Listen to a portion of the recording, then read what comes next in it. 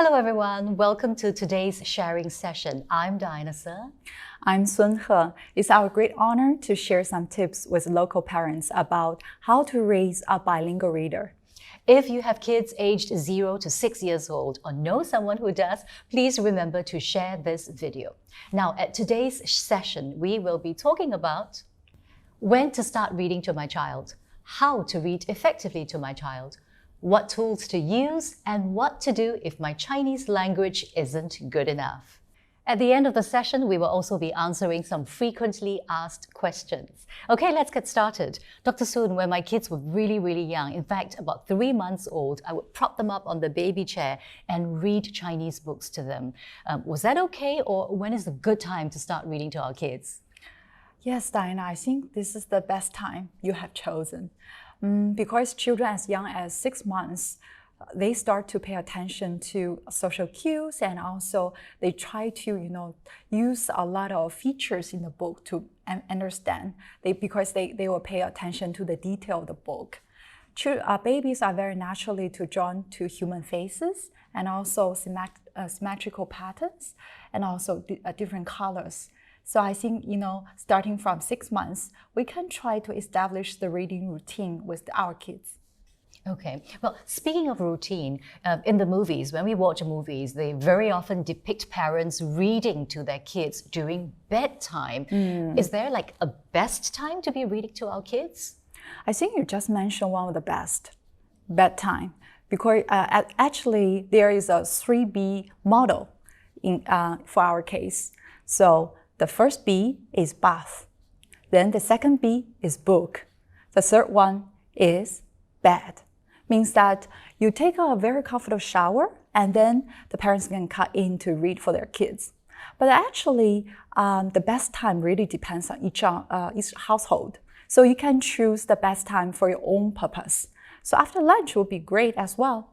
And also we should start to try to push kids to start to do some independent reading from early on.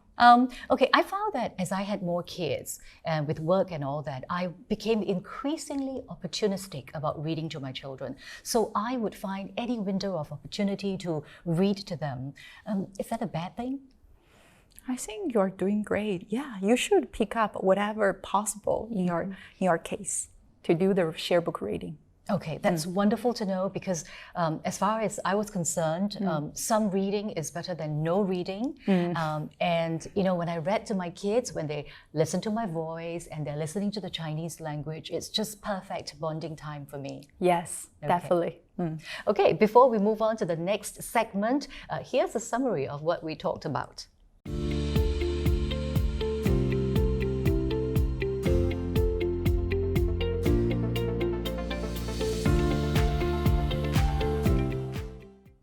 And now let's move on to how to choose the right books for our children. When my kids were toddlers, I loved reading books like this one to them. And on the inside, I would use their little fingers to point the words so that they are actually following what Mama is reading. And I would try to read with as much emotion as possible. So my question to you, Dr. Sun, is how do we choose the right books? And is there such a thing as the right book? I think that this is a very critical question to local parents. And before I want to share some additional thoughts, I would like to show you a short clip about how to read for our kids according to the age. Let's watch together.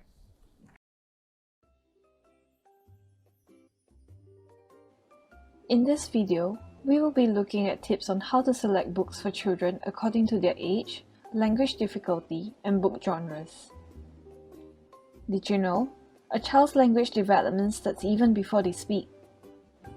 A study from Bass and Marinas showed that infants recognize features of picture books, whereas Dwyer and Newman note that babies are naturally drawn to human faces, symmetrical patterns, and highly contrasted colors. Parents should therefore prioritize books with these features when they're selecting books for 0 to 1-year-olds. When choosing books for toddlers, parents should look out for durable books with interactive features such as pull tabs and pop-up pages. Since toddlers enjoy engaging in object play, this will keep them engaged. A good example of these types of books includes Time for Bait, a durable book made out of board material with pull tabs. Apart from choosing books according to the age of a child, parents can also consider using the 5 fingers rule. To assess if a chosen book is suitable for a child, turn to a random page of the book and ask the child to read the page and hold up 1 finger for every word they do not know. If a child holds up 0 to 1 finger, the book is too easy.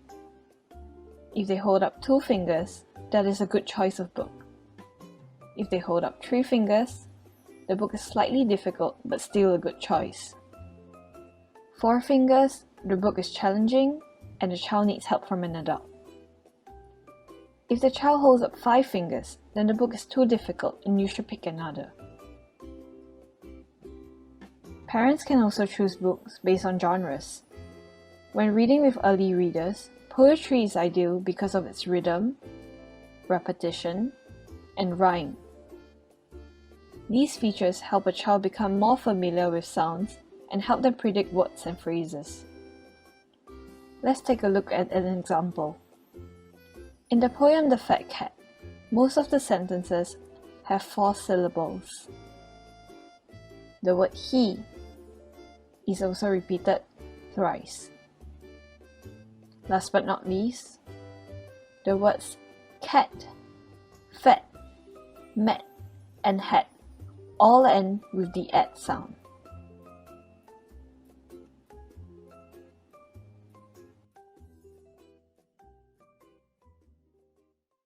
So just now from the video, you can tell that actually we should choose the book according to children's age and also their language proficiency.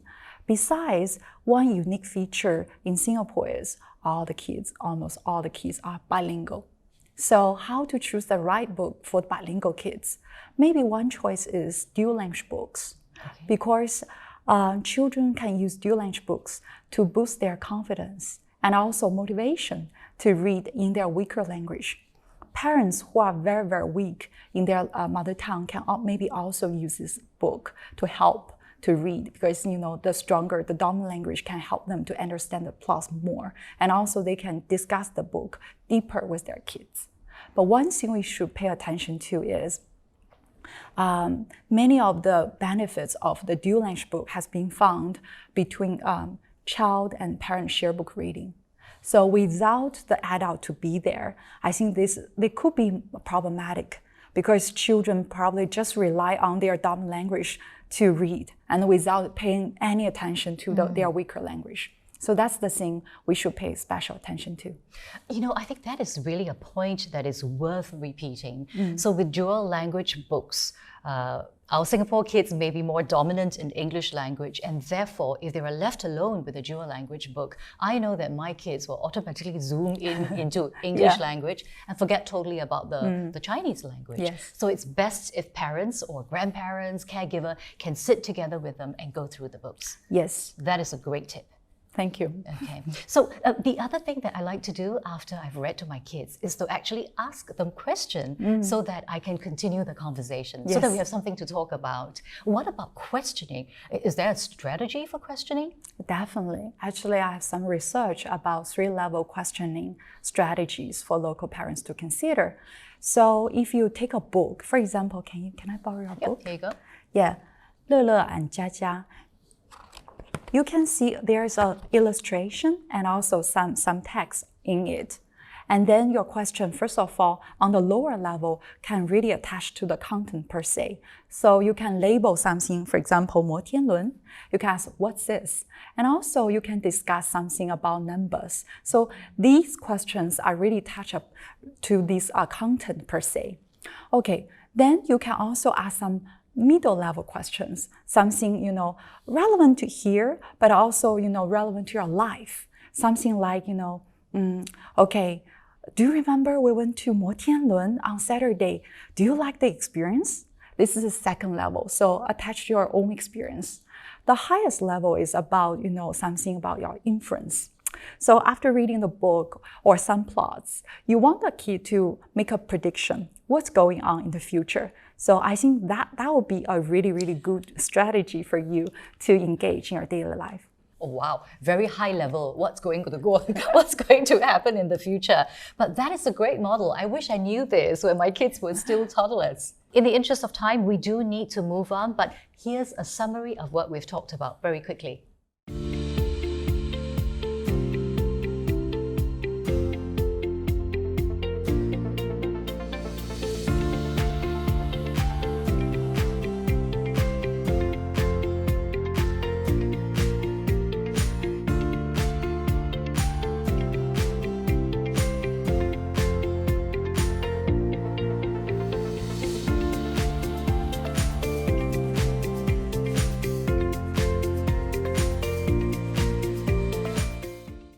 Nowadays, there are also many electronic books, and I have friends asking me, how useful really are these ebooks? What is your take?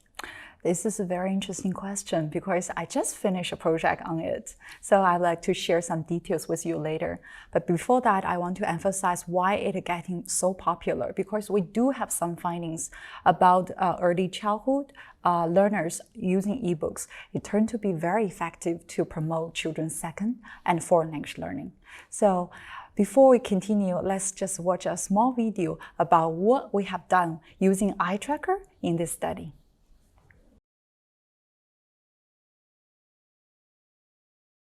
瞧，大象在愉快地玩水呢。袋鼠妈妈说：“大象真是太无聊了。”小袋鼠回答道。一簇水花溅到它的鼻子上，它觉得这也很无聊。妈妈的鱼饵袋里温暖而干燥。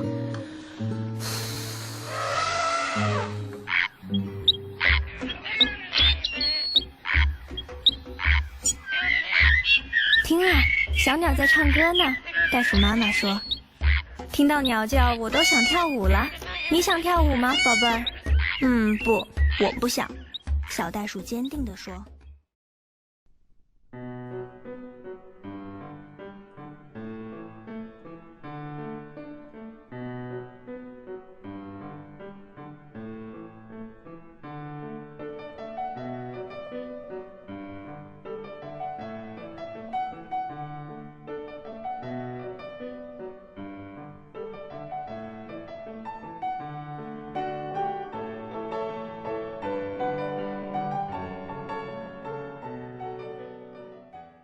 最后，袋鼠妈妈精疲力尽地坐下来休息，一整天她都抱着小袋鼠到处走。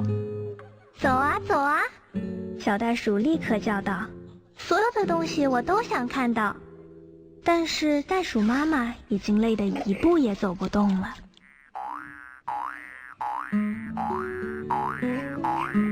忽然，远处跳来一只袋鼠，它越来越近。小袋鼠瞪大眼睛。这是他见过最厉害的跳远高手了。当他在小袋鼠面前停下时，飞扬的尘土扑了小袋鼠一脸。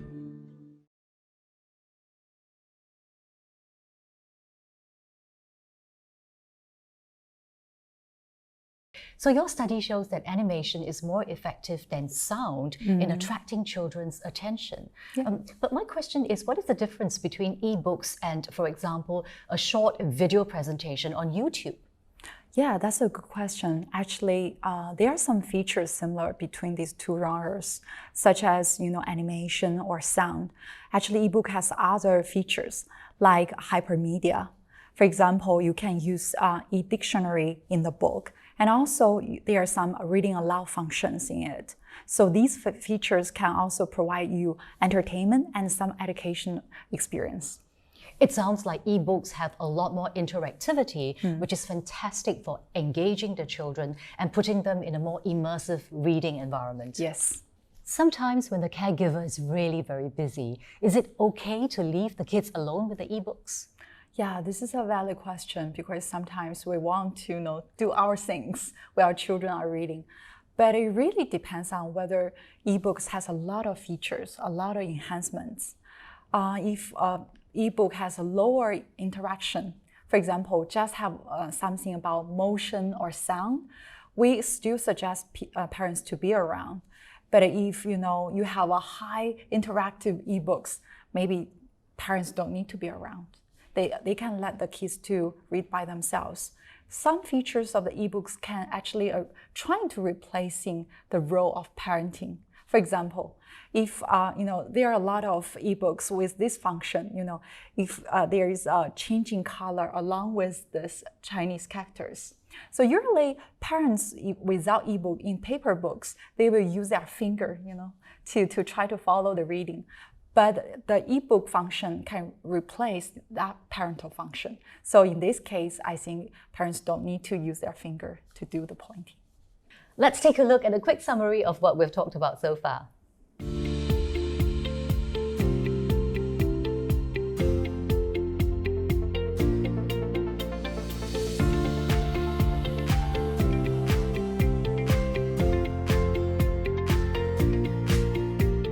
One of the questions that I get very often from parents is, what if my Chinese language is not good enough? To be perfectly honest with you, when my kids were younger, I still had a bit of confidence. But right now, I'm feeling insecure. I remember when they were much younger, I had a bit of technological help. I used the 点读笔 to point at the words, and then they will sense the words and read it out to the kids. What other suggestions do you have? I think you are doing great because pen reader is very nice because it can provide local parents some authentic input. So you can use it and then to repeat with your kids, and then they will read happily after you, actually after the book. So besides pen reader, you can also use dual language books, as we mentioned, right? Because we found that dual language books can boost children's attention and also their motivation to learn it. They are more confident to use their weaker dominant language to learn the weaker language. It can also be useful for local parents if they feel they are not proficient in this language. The lastly is something we talked about just now, ebooks. Because ebooks have so many interesting functions, like reading aloud or stop functions. So whenever you feel you have the urge to read along, you can just stop the narration and then you can read it yourself. So by doing this, I think, children usually have a higher motivation to read the text in that language. Yeah, I think so. I mean, for us to learn together with the children, I find that even though my kids are tweens and teenagers now, I continue to learn together with them so that they feel that mommy and daddy are together in this as well. Yeah, that's a great family bond. Yes, absolutely. I think one of the most inspiring mothers that I've come across is a mom who doesn't speak Mandarin at all. But because she wanted her daughters to learn Mandarin, she decided to take lessons herself so that they can study and learn Mandarin together. That was fantastic.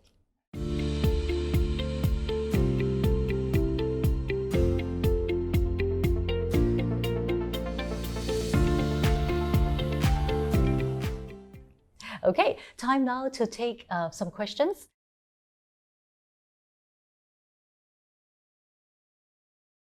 Okay, we are now going to move on to some questions which a lot of parents have been asking. Let's take a look at the first one. Can ebook replace physical book totally? What do you think? Okay, that's a challenging question. Actually, people have different, styles. I do feel that there's no need to be replaced, paper books, because they have their own value. But ebooks clearly has the unique functions. For example, if the parents feel that they are not confident in their oral mother tongue, for example, mother Mandarin, maybe they can use the reading aloud function to provide some high quality, better pronunciation to their kid. So I think in this case, that would be a good complement to ebooks, to paper books for local parents.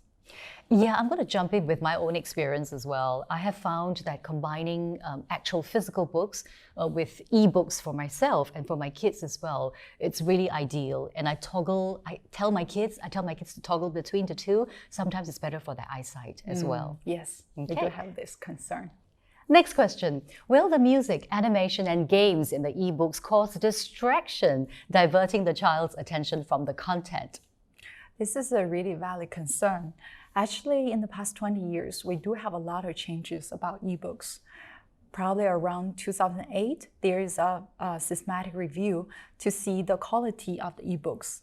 At that time, some Israeli researchers found as much as 90% of the ebooks has some ineffective features that distract children. In the 10 years later now, she redo the study again, and she found most of the ebooks actually has a lot of features only cater for children's learning and understanding. So I think I see the improvement of ebooks in over the past 20 years. But we do have a concern about music per se for children with language impairment, because these children probably already have some difficulty to comprehend the story. Then if you give additional features, that could function as a distraction. This next question is something that's very close to my heart. Will my child be addicted to the device if I were to use digital books? Yes, you do need to have a concern because younger children couldn't overuse multimedia devices.